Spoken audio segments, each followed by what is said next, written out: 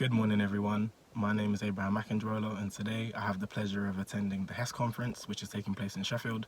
So HESG is the Health Economist Study Group, and I'm very excited to share the work that we've been doing over the past few months and also to learn from my peers within the field about their practices, see what Sheffield has to offer as a city, and to meet with some of my other colleagues as well. So I'll see you over in Sheffield. So after a 3-hour journey, I've just arrived in Sheffield, and I'm excited to go to the afternoon session and to meet the rest of the team as well as travelling from North Wales. So we'll see what this afternoon has to offer.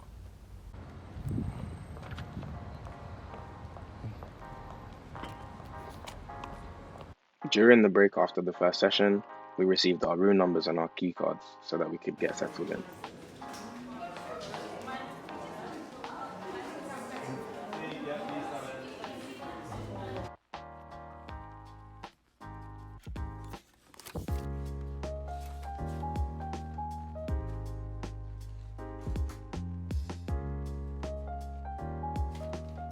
So delegates were kindly offered a HESG swag bag, which included a flyer about a professional learning scheme in Sheffield,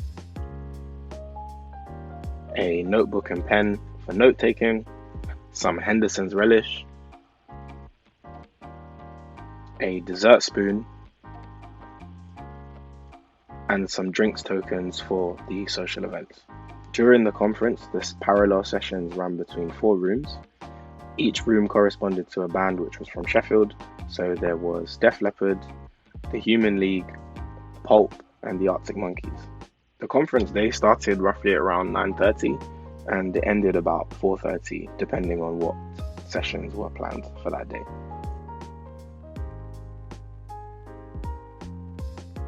To maintain the integrity of the HESG conference and the research community, only videos will be shared of discussant papers.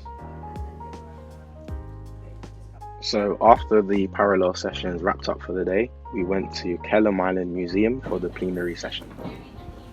Delegates had the opportunity to send in some questions to an expert panel of health economists. This year was particularly special given that it was the 50th year and the 100th conference of HESG. So we've assembled a great panel to discuss the past, present and future of health economics in the UK. Our chair today is Aki, who's attended her first HESG in 1997 and has authored and discussed numerous papers since, as well as being on the organising committee when Sheffield hosted this event in 2009. But I do sometimes say I'm a public health economist, and before I work in that arena, it takes me back to what Alan Williams was, which was a public sector economist, before he was health economics. So I think that's actually a full circle where we might need to return to health issues of health and well-being. So do you mean public health? Yeah. Economists? Yeah. Public. So health economists with an interest in public health prevention.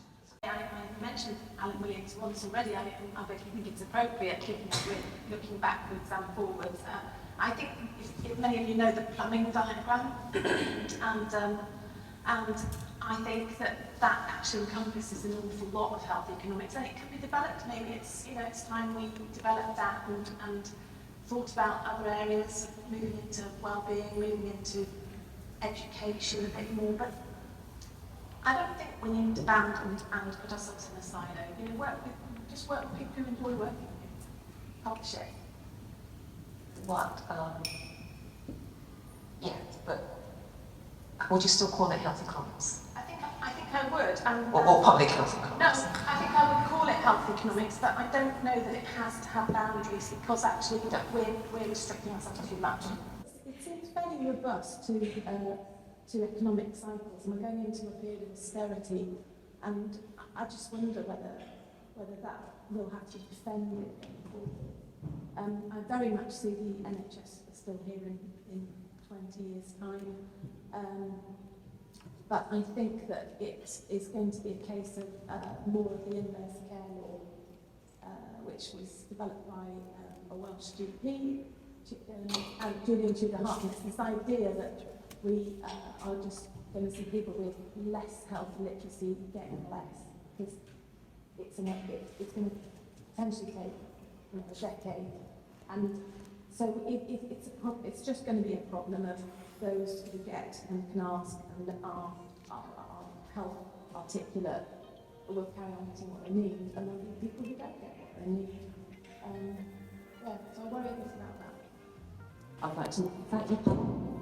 Thank you for, first of all, saying yes to participate and for exposing your views about the health economy, which to the world, and sharing your ideas with us. And thank you for joining us in this panel.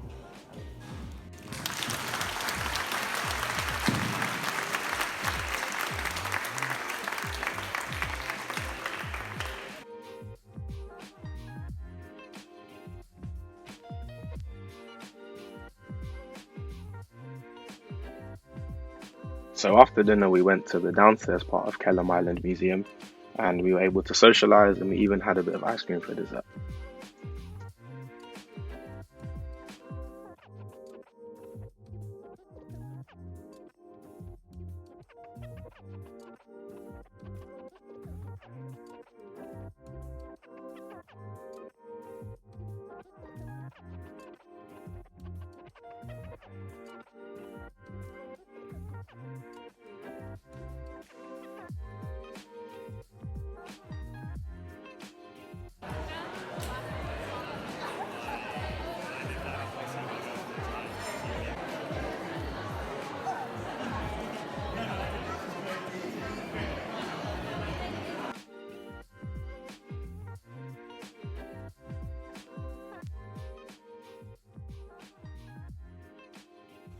So that concludes day one. It's been quite a busy day, more so busy afternoon. It's been jam-packed with a lot of different activities and sessions that have been very, very interesting and beneficial.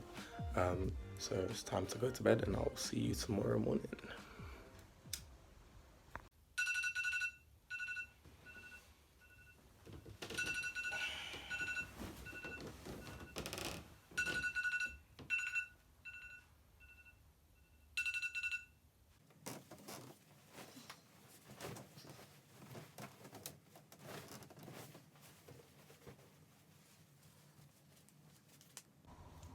Good morning, everyone.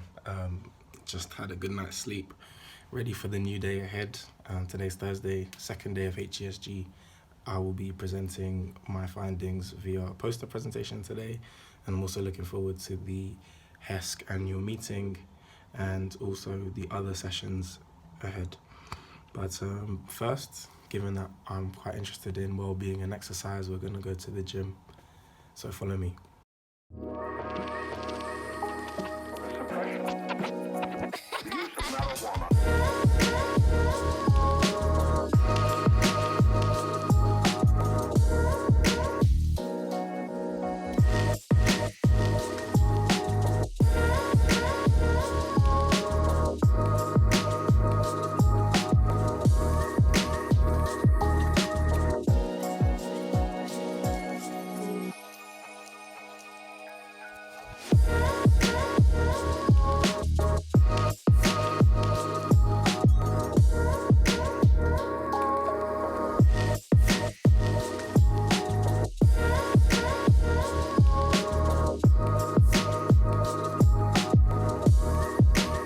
Given that this was my first time at HESG as an early career researcher, I thought that it was important to maintain some normality by keeping up with my usual activities.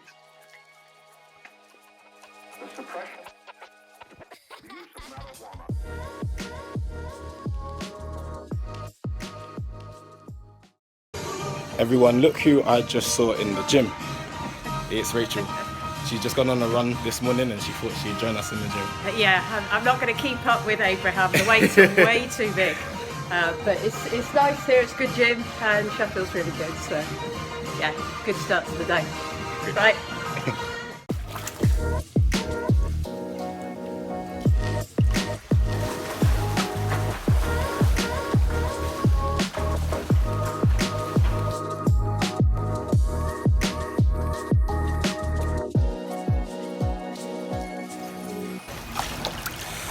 So I just thought I'd have a quick swim just before breakfast, really get the heart rate going, get the mind working, and earn my breakfast as well actually.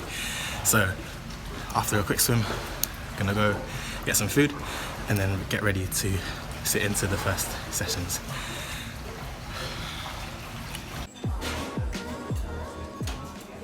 A top tip is that conference days can be long, so make sure you have a substantial breakfast so that you can power through the day.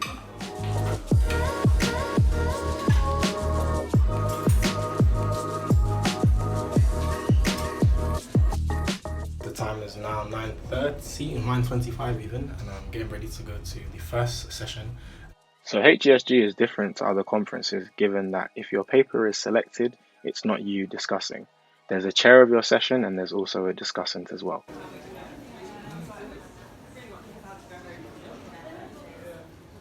The discussant will present the methodology and results of your paper, and they'll also provide feedback as well. At the end, you will have the opportunity to comment on the feedback, and then the chair will moderate the discussion.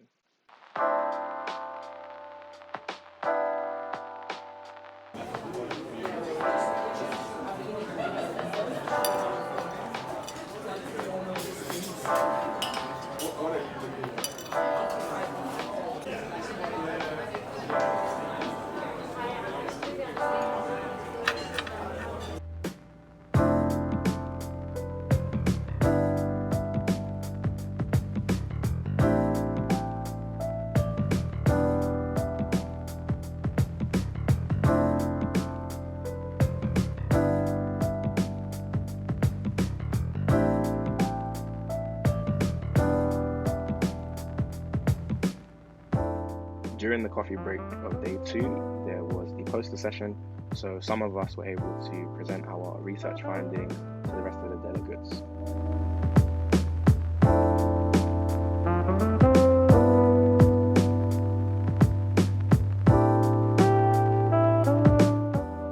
So here are some of the posters outside of the parallel sessions rooms.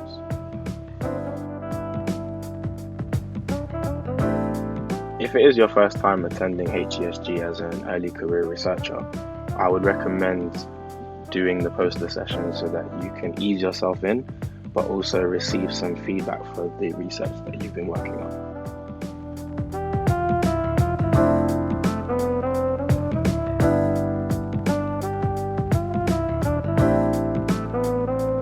During the poster presentations, I was talking to so many people that I didn't get a chance to set up the tripod, so here's a picture of me next to my poster instead. So just after the poster sessions, there was a guest lecture from Professor Sally Sheard of the University of Liverpool, and then there was the annual meeting of HESG.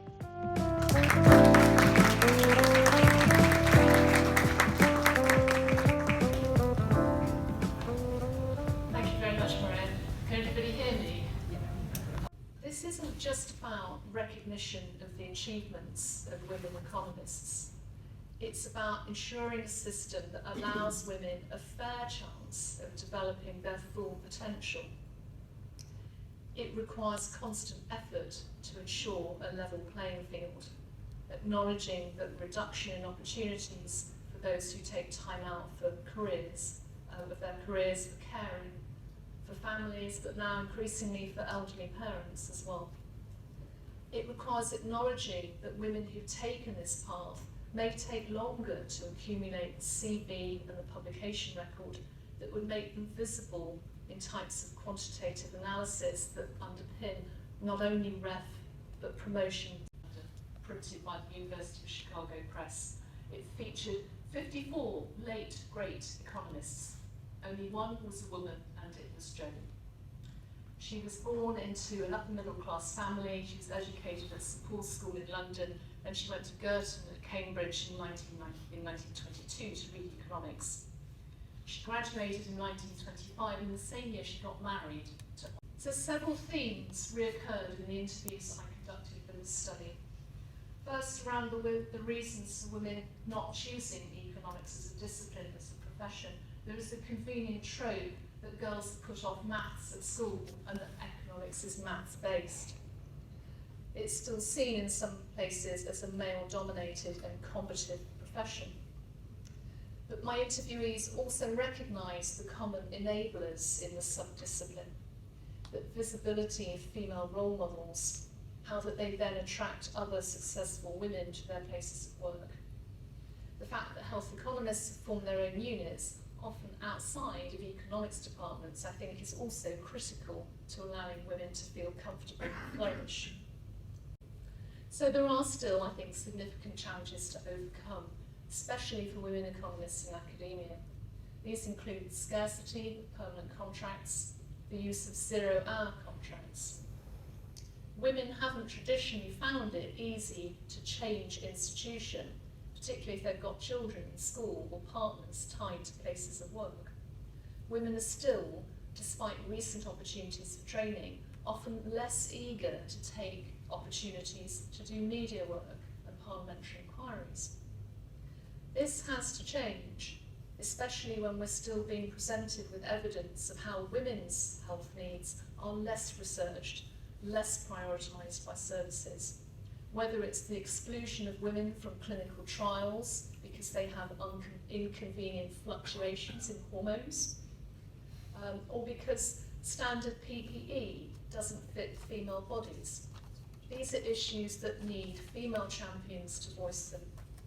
Health economists, female and male, have already demonstrated that they are ready and able to meet this critical demand. Thank you very much.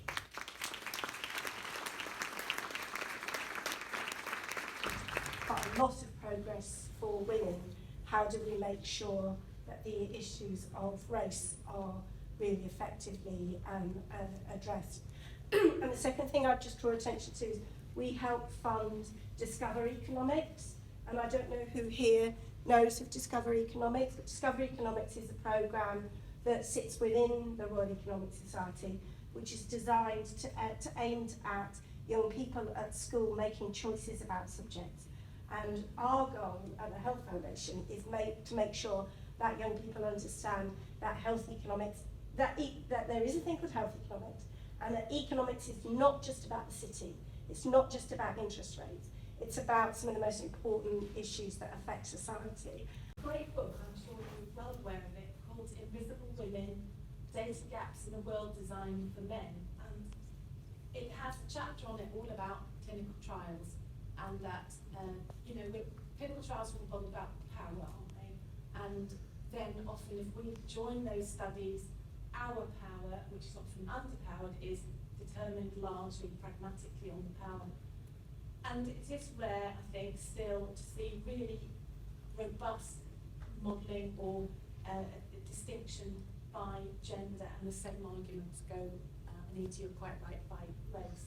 So I think it's just something maybe that the young people here just pause when you're analysing your data and think, okay, I could just run this again and see if there's a different thing happening for men and women, because otherwise we're just not really recognising any differences. Yeah, thanks. That's such an important point, Brian. Online. Now, I don't think I have to count the numbers. I think we have 147 people. But I'm going to ask you to do it anyway. We've got 50 odd. So if you can count them exactly, that would be great. And then we can limit it. So that's fantastic. So we're quorate, so we can make decisions if we have to. And so thank you very much indeed.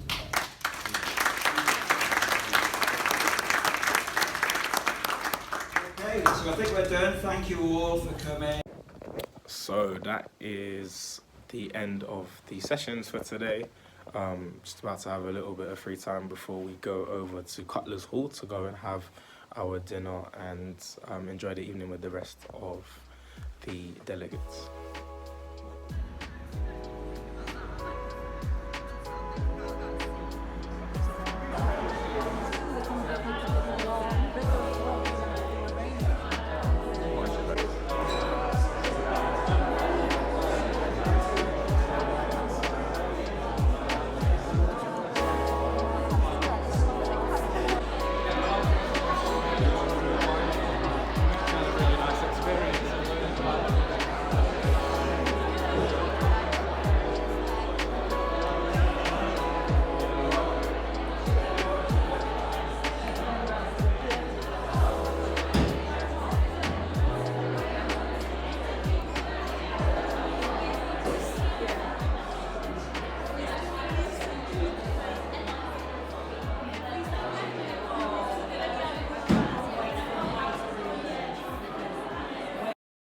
So after a bit of time socializing with the other delegates, we made our way to the main hall for a three-course sit-down meal.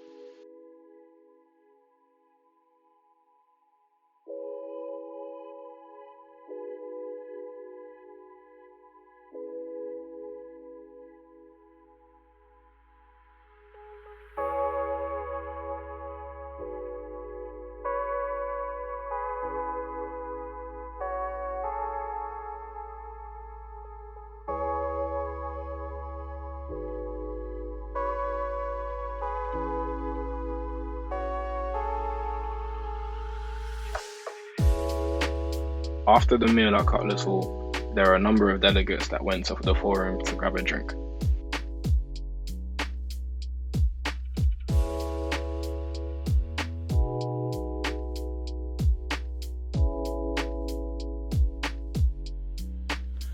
So we are just making our way back now from Cutler's Hall, where we had a very nice three-course meal. And then afterwards we went to the forum for some drinks and just a catch up of the day. And with me I have Vladislav and also have Dimitro. Let's see what they want to say. Vladislav, how was this afternoon, or evening should I say? Well, it was good. I'd say we kind of took a downhill route with the going all the way from Cutler's Hall to Taco Bell. It was worth it, absolutely. And Dimitro, what say you? How was your evening? It was perfect, nice, and lots of possibilities for the networking and having lots of friends and try to understand what's going on with the health economics nowadays, even in such conditions.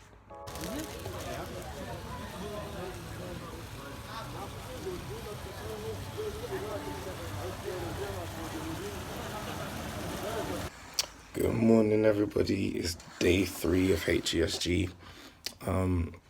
After a good night of sleep, as you can hear, my voice is a bit hoarse because I was talking to so many people last night. There were so many interesting people to meet.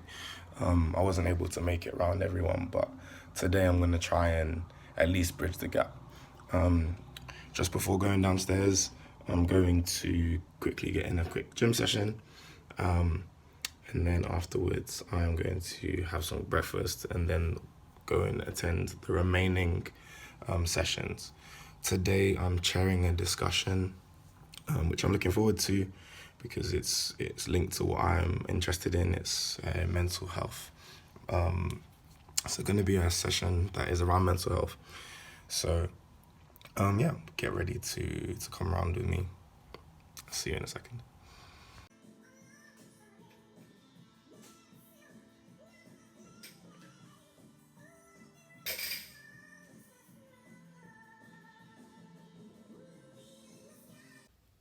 Although it's a benefit to see things from my own personal lens, I think it's just as important, if not more important, to hear from other people as well. So I spent the morning speaking to ECRs and more tenured professionals within the field of health economics. I started off by speaking to the more seasoned professionals within the field, and I asked them what would they tell themselves if they started out again in health economics. And I'd tell my younger self, pace yourself on the first night and drink water after midnight. I attended my first health economics study group meeting in 2005 in Oxford, and I was, inverted commas, scared. I did not know what to expect, and similarly to what Anastasia said, it is like a great community and everybody is supportive, so don't be scared, Don't be scared of having your paper reviewed, because it's not a criticism, it's a support to get it better. I first came to HESG in January 1984. I think what I would tell myself is to participate. In terms of one's day-to-day research, what I mean by that is participate more in teams, whether it's with other health economists or multidisciplinary, depends on the problem that you're addressing. I think there's just much more to be gained in advances from working in teams in terms of your own development. And the same applies at HESG, is to come, to participate, interact with this amazing range of people from all sorts of backgrounds, older people like me, younger people like you, and just various other aspects of people's backgrounds. This is a much more diverse group of people now than it was when I started, and we are all the better for it. I think if I was to meet myself when I was starting, I would say ask questions, talk to people, talk to senior people, talk to junior people, get things wrong, because I think that makes you get to know yourself, you get to know other people, you get to develop those collaborations that you'll need in the future. So I think that's the primary advice I'd give myself. That don't be afraid. Just talk to people, and you'll find actually people are very much like you. They're really interested in the research, and health economics is such a collegiate area that you know things would be better if you do that. So that's what I would do. Perfect. Thank you. Okay. What have you learned in over the last 3 days at HESG? Quite a bit. Every one of the discussions has been really fascinating. This is my first time coming here, and so because of that, I think probably the thing that I learned that I'm going to take home with the most value is the format itself, and the idea that this kind of conference can happen, and sort of how its format and the way that the organizers put it together really facilitate a different kind of environment, a really collegiate environment. The evenings help with that too. But we were talking a lot last night about in Canada, this is the kind of thing that can really build a community. And that's been genuinely the most incredible thing about the conference. So I'm looking forward to doing it again. Wonderful. I meet a lot of people who I didn't plan to see, so it's interesting. I was really amazed at how supportive and friendly this health economics community is. So I'm really happy that I had this opportunity to get this invaluable feedback from peers and give some feedback as well. And I really hope I can come back soon again and again. So over the course of the conference, I experienced lots of really interesting conversation and discussions about different topics, and specifically since I just discussed a paper on waiting time targets, I think I got a better understanding of that topic and what the authors were suggesting. So, and a comment to make about the really interesting discussion is that since my field is not really econometrics, I couldn't really contribute and chip in as much as I wanted, but I think they were really interesting overall. So that's something to take into account for future HSG. So when we talk about scientific part of the conference, for me as the beginner, so I have already started, so only 1 month ago, it was quite a lot, and I have met the standards, and now I understand how I should work and what to focus on. And from the very beginning it was maybe a bit difficult for me to understand all the terms, but it's reasonable and it's understandable. But in general, the whole atmosphere, the audience, the people everywhere, everyone was so supportive, and I have met lots of nice people who are ready to help me in all the stages of my PhD. So my emotions are great. I'm so excited to come over the next time. So everything was great, and thank you for the invitation, for that possibility to everyone. Let's just say it was a deep dive these 3 days, but it really sets the tone for my whole work for the upcoming 3 years, and I enjoyed it a lot, all of it. I might not have understood everything, but it was pretty good, and just looking forward to meeting all these people in January and doing more work on health economics. So yeah, great thanks to everybody. It was great. There were some really diverse papers. So not specifically in the field I study, so it was quite diverse. I got a lot of research ideas because there's so many different topics in 4 sessions, multiple sessions. So I did get a lot of research ideas and see what I want to do next. And I met a lot of great people. So of course I got a lot of ideas from them, and I got also feedback on my research. So I'm pretty happy with that. I found it very exciting. I've learned things from different sub-disciplines in health economics, things that I'm not particularly working on, and it's just broadened my understanding of health economics. I found it really useful. In between asking ECRs and the more senior professionals their thoughts and opinions, I went to go and support my colleague Rachel as she chaired the discussion in the late morning session.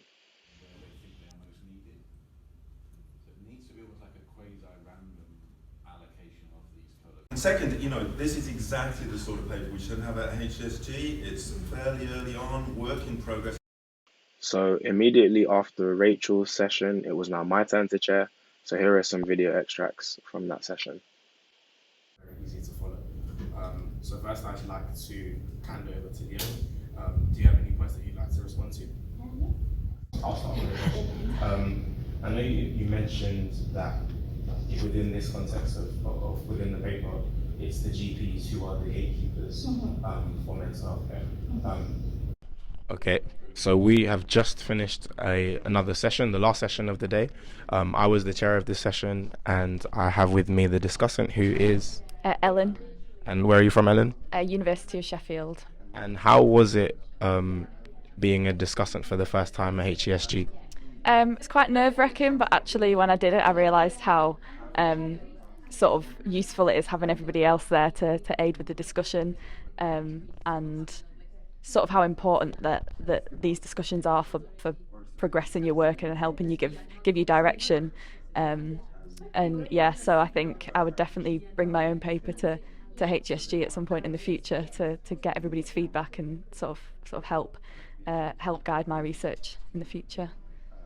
I'd say for us it's been relatively stressful trying to solve all the problems, but really enjoyable seeing everyone having a good time and seeing some fantastic papers being presented, and just seeing everyone really enjoying themselves and really relaxed and networking with everyone as well. So really good.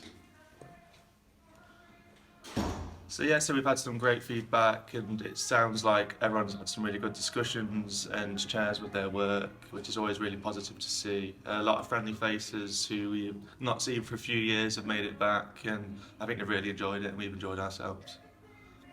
And just after my session, it was now time to go. So HESG kindly gave us a small lunch with a sandwich, chocolate bar, juice, and some fruit for our journeys home.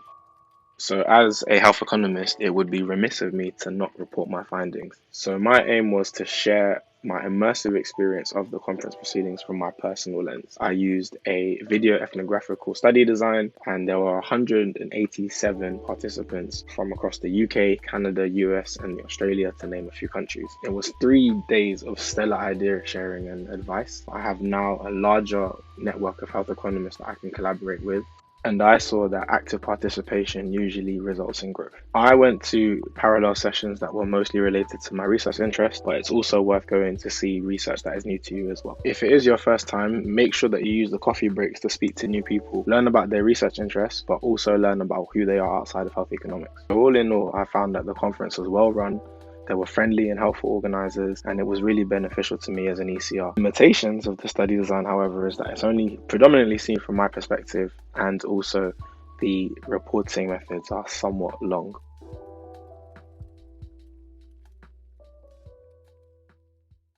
So that wraps up the summer session of the HESG conference.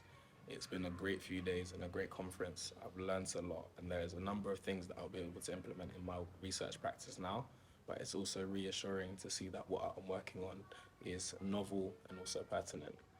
I met a number of phenomenal people who are working on a number of phenomenal things, and I'm looking forward to see how their projects develop over the next few years, but also to collaborate with them in the future to raise the profile of health economics within the UK, but also on a global scale. I think that's what HESG is really about, and it really epitomizes the ethos of HESG.